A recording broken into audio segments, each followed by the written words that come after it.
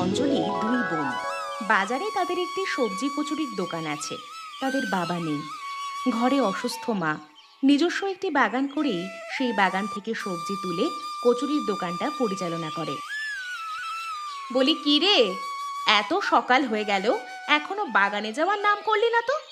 এভাবে বসে থাকলে বাগানে যাবি কখন? হ্যাঁ, সবজি না তুললে তো কচুরি বানাতে পারবো না আজকে। বাগানে কি আমি প্রতিদিন যাব? তুই একটু যেতে পারিস না? আমাকে প্রতিদিন পাঠাস এসব করতে, আমার আর ভালো লাগে না। ভালো লাগে না মানে? ভালো না লাগলেও এই কাজ করতে হবে। এই যে আমি সারাটা দিন কচুরির দোকানে বসে কচুরি ভাজি, সেটা কি আমার ভালো লাগে? তাহলে এই কাজটা ছেড়ে দে, এই কাজ আমাদের আর করতে হবে না। যদি এই কাজটা না করি তাহলে আমরা খাবো কি? না খেয়ে মরতে হবে আমাদেরকে। তোর যদি বাগানে যেতে এত সমস্যা হয় তাহলে কচুরি ভাজার কাজটা তুই নে, আমি বাগানের কাজটা নেব। না না বাবা, দরকার নেই। তোমার জায়গায় তুমি থাকো, আমার জায়গায় আমি বেশ ভালো আছি। আমি এক্ষুনি যাচ্ছি। এবারে যেন শেষবার হয়, আর একবারও যেন আমাকে বলতে না হয়। যদি বলতে হয় তাহলে তোর কাজ আমি নেব, আর আমার কাজ তুই নিবি। আমি কিন্তু তখন তোর কোনো কথাই শুনবো না।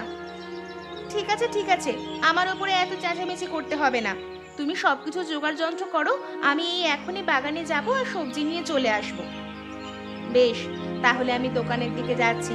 তুই সবজিগুলো এনে ধুয়ে দোকানে নিয়ে আসবি। ঠিক আছে, তাই হবে, তুমি যাও। দুই বোনের বুড়ি মা বেশ কয়েক বছর যাবৎ অসুস্থ। টাকা পয়সার অভাবে সঠিক চিকিৎসা করাতে পারছে না তারা, তাই 12 মাস এভাবেই বিছানায় শুয়ে থাকতে হয় বুড়িকে। ওই, তোরা এসেছিস? দোকান ভালোভাবে বন্ধ করে এসেছিস তো? আবার দেখিস কোনো গন্ডগোল যেন না হয়।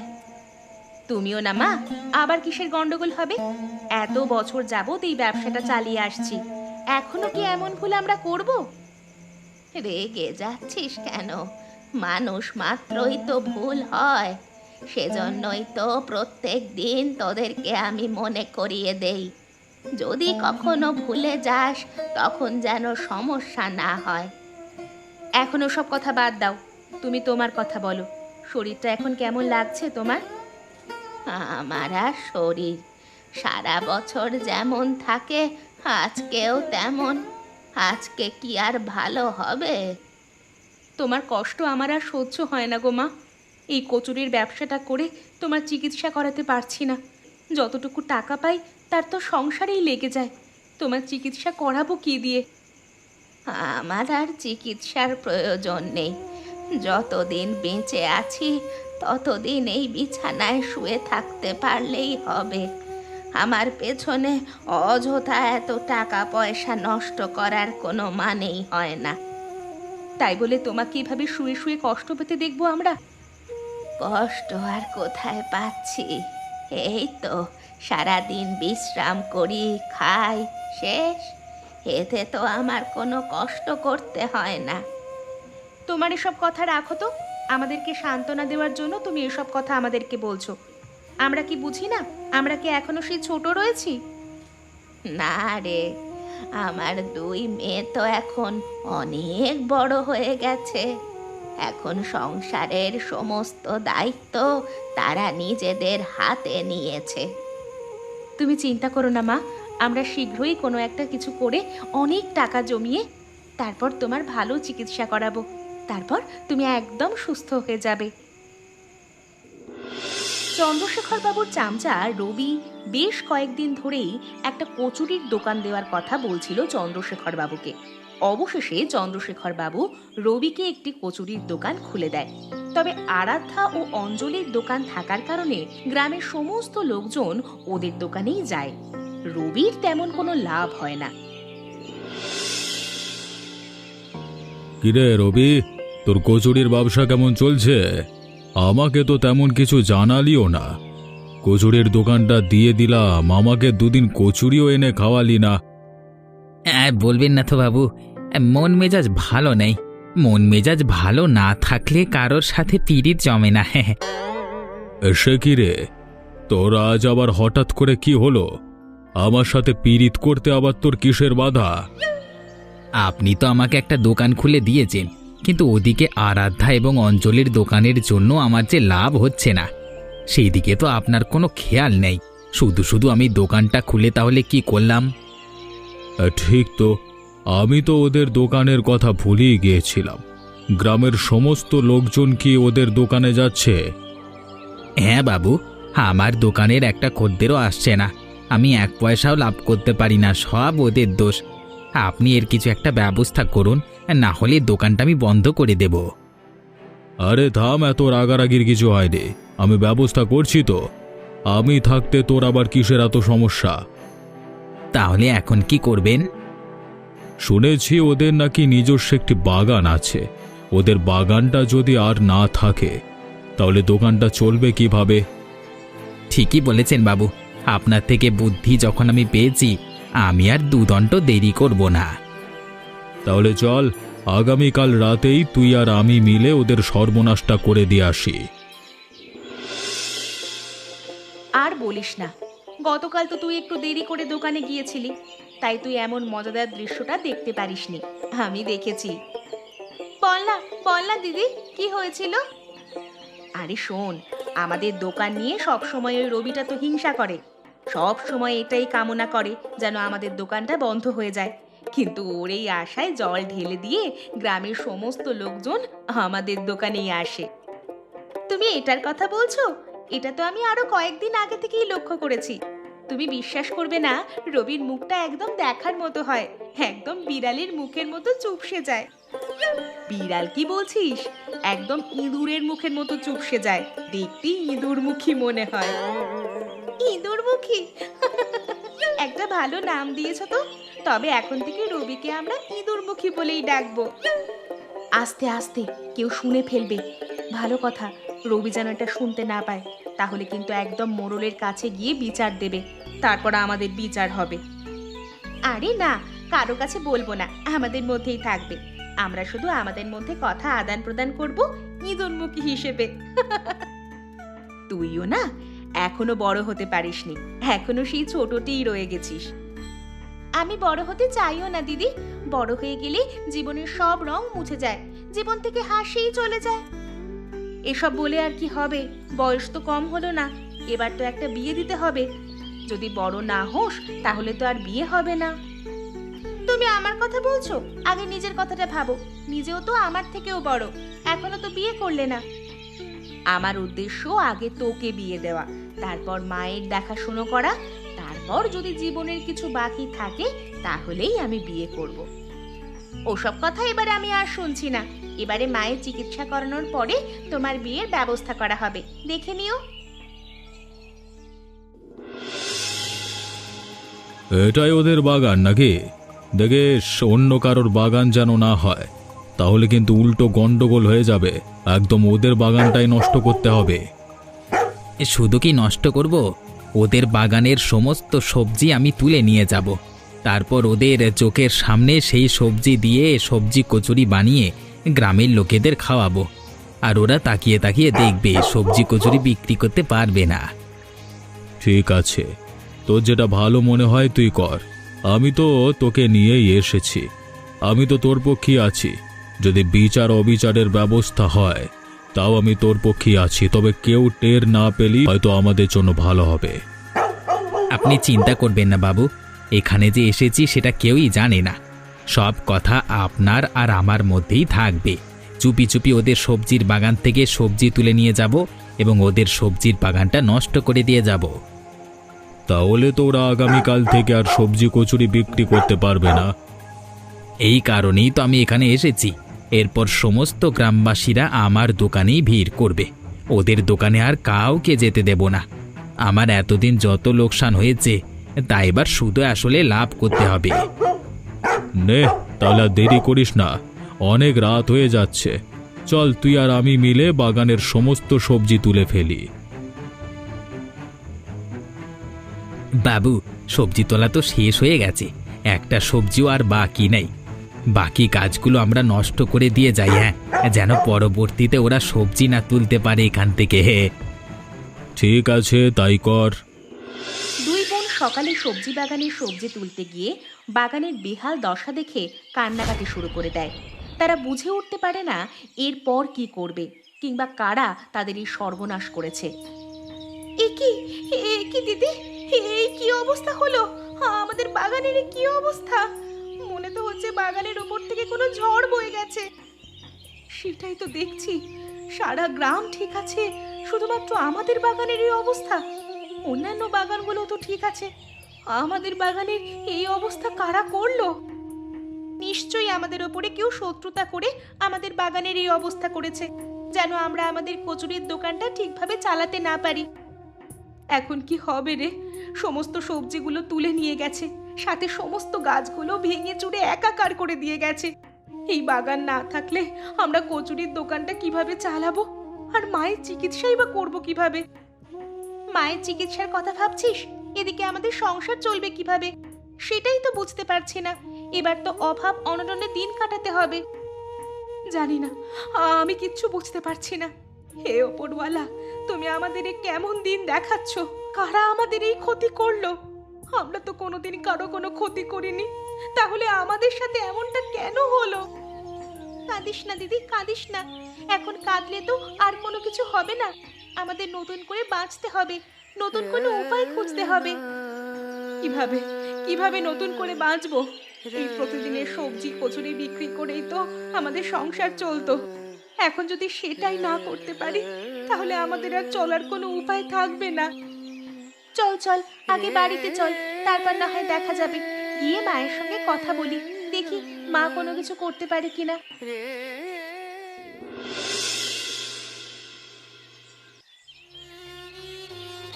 ইরে, কি হলো? তোরা আজকে দোকানে যাসনি? তোরা দুজনে এভাবে কাঁদছিস কেন? কি হয়েছে? কোনো অঘটন ঘটেছে নাকি? আর বলো না মা, আমাদের সর্বনাশ হয়ে গেছে। এখন আমরা কি করব, কোথায় যাব? আমি কিছুই বুঝতে পারছি না মা। তুমি কোনো একটা উপায় খুঁজে দাও গো মা। আরে আরে, কি হয়েছে সেটা তো আগে বলবি, না বললে আমি বুঝবো কিভাবে? আর কিভাবেই বা কোনো উপায় বলে দেব? মা, আমাদের সবজি বাগানটা নষ্ট হয়ে গেছে। গত রাতে কেউ অথবা কারা আমাদের সবজি বাগানে ঢুকে সমস্ত সবজি তুলে নিয়ে গেছে। তারা পাশাপাশি পুরো বাগানটাকে নষ্ট করে দিয়ে গেছে। কি বলছিস তুই? এসব কি বলছিস? কারা কারা করেছে? হায় ওপরওয়ালা, হে আমাদের কি সর্বনাশ হলো! বাগানের কি আর কোনো কিছুই বাদ নেই? না মা, বাগানের আর কিচ্ছু বেঁচে নেই। প্রত্যেকটা গাছ ভেঙে পড়ে আছে। এখন আমরা কি করব? আমরা বুঝি আর আমাদের সবজি কচুরির দোকানটা চালাতে পারবো না মা। থাক মা, তোরা কাঁদিস না, আমি তো আছি। আমরা সবাই মিলে অন্য কোনো কাজ করে সংসার চালিয়ে নেব। আমাদের কত স্বপ্ন ছিল এই দোকানের ব্যবসাটা করে পয়সা জমিয়ে তোমার চিকিৎসা করাবো, কিন্তু আমাদের কোনো স্বপ্নই পূরণ হলো না মা। এবার তোমার চিকিৎসা করাবো কিভাবে? আমার চিকিৎসা নিয়ে এখন চিন্তা করতে হবে না, আমি যথেষ্ট সুস্থ আছি এখন। এখন তোরা দুজনে চেষ্টা কর অন্য কিছু করার। আমি যদি পারতাম তাহলে আমিও করতাম। সংসারটা তো চালাতে হবে। তাই করতে হবে, দেখি কি করা যায়। তুমি আবার এসব নিয়ে চিন্তা করে নিজের শরীরটাকে আরো খারাপ করো না মা, তাহলে কিন্তু আমরা আরো বড় বিপদে পড়ে যাব। আর আমরা নিজেরাও দেখছি কোনো কাজ খুঁজে পাওয়া যায় কিনা, তারপর আবার একটা বাগান করে সবজি কচুরির দোকানটা পুনরায় চালাবো। দুই বোনের ক্ষতি করে চন্দ্রশেখর বাবু এবং রবি বড্ড খুশি, কিন্তু সত্য কোনোদিন চাপা থাকে না। কোনো না কোনো একদিন সত্য ঠিক প্রকাশ পায়। সেই দিনটা আসতেও বেশি দেরি হলো না। চন্দ্রশেখর বাবু এবং রবির কীর্তি কৈলাস শুনে ফেলে। কিরে রবি, আজকে ওই দুই বোন সবজি কচুরির দোকানটা খুলতে পেরেছে দেখে এসেছিস নাকি? আরে না বাবু, ওরা তো প্রতিদিন আরো সকালে দোকান খোলে, তারপর আমি দোকান খুলি।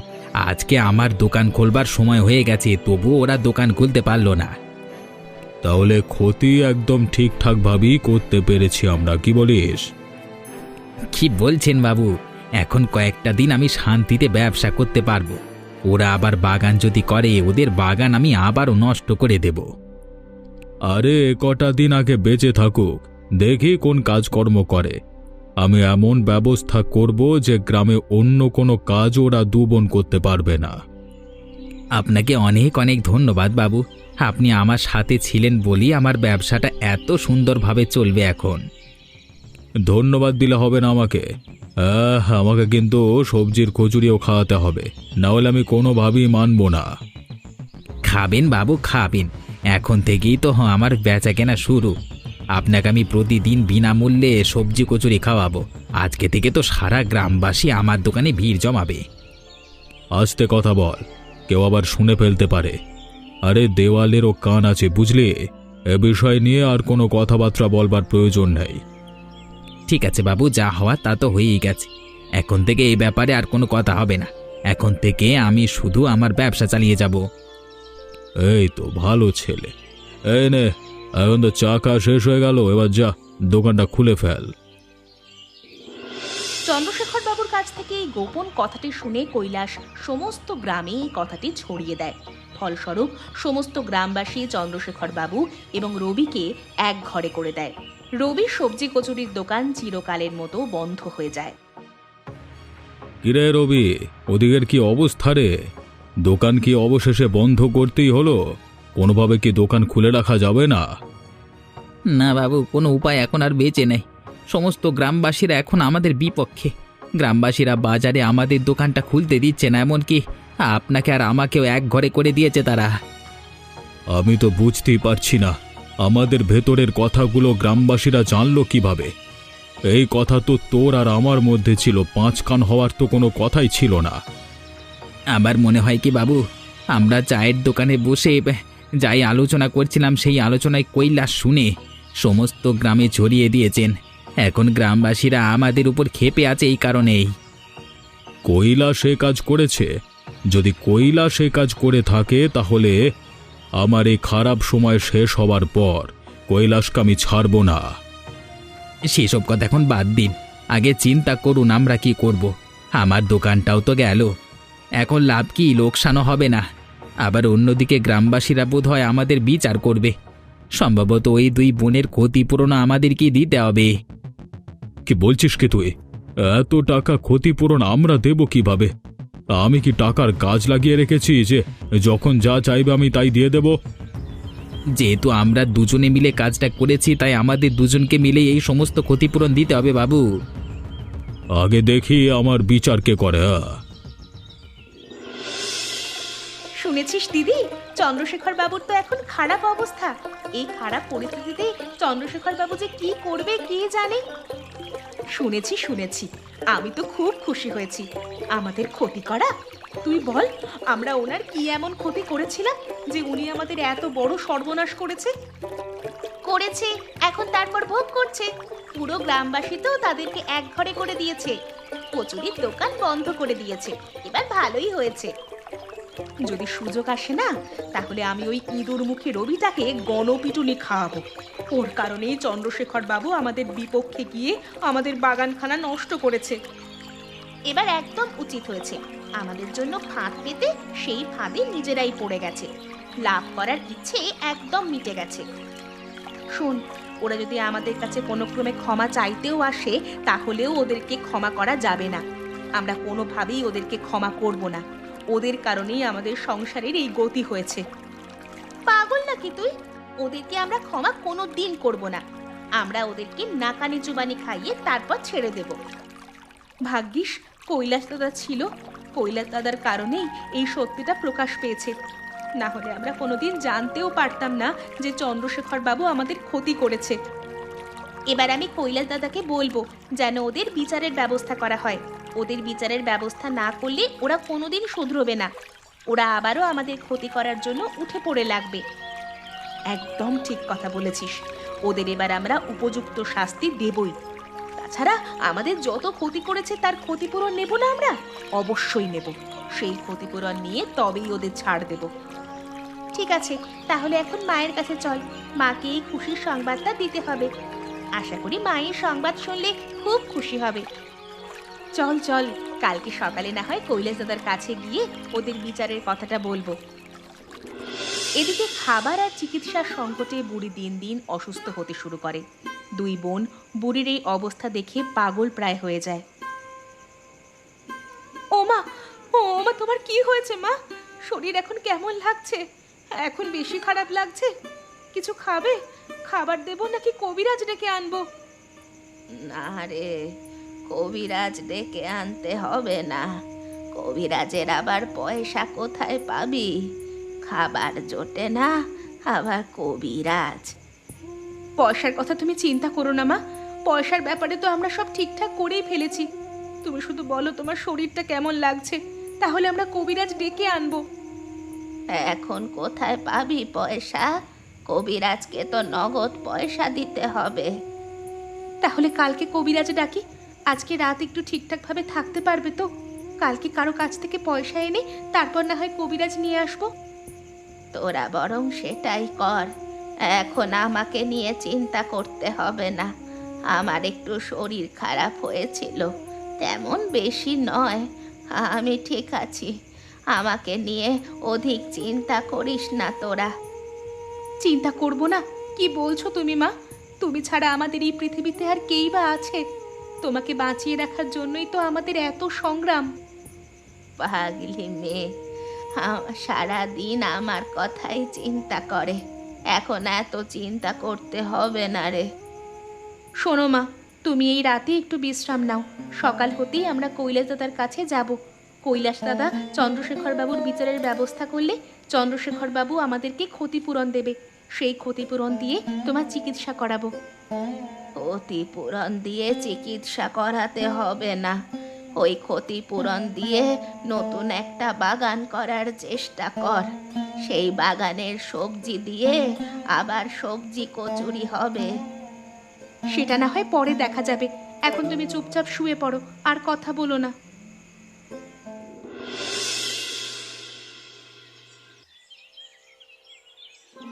এ কি, তোমরা এত সকাল সকাল আমার দোকানের সামনে কি করছো? চা খাবে নাকি? না দাদা, আমরা চা খেতে আসিনি, আমরা এসেছি তোমার কাছে সাহায্য চাইতে। দয়া করে তুমি আমাদেরকে ফিরিয়ে দিও না, তাহলে আমাদের হাতে আর কোনো উপায় থাকবে না। আরে না না, ফিরিয়ে দেব কেন? যদি আমার সাধ্যের মধ্যে থাকে তবে অবশ্যই আমি তোমাদেরকে সাধ্যমতো চেষ্টা করব। তুমি বলো তোমাদের কি সাহায্য চাই? তুমি তো জানোই আমাদের মা কত অসুস্থ। এই কয়েকদিনের খাদ্য সংকট আর চিকিৎসার অভাবে মা আরও অসুস্থ হয়ে পড়েছে, কিন্তু আমাদের হাতেই কোনো টাকা পয়সা নেই। আগে তো সবজি কচুরি বানিয়ে টাকা উপার্জন করতাম। হ্যাঁ, তা তো জানতাম। এখন তুমি বলো, তোমাদের টাকার প্রয়োজন? আমার কাছে কি টাকা চাইতে এসেছো? আমি দেব টাকা?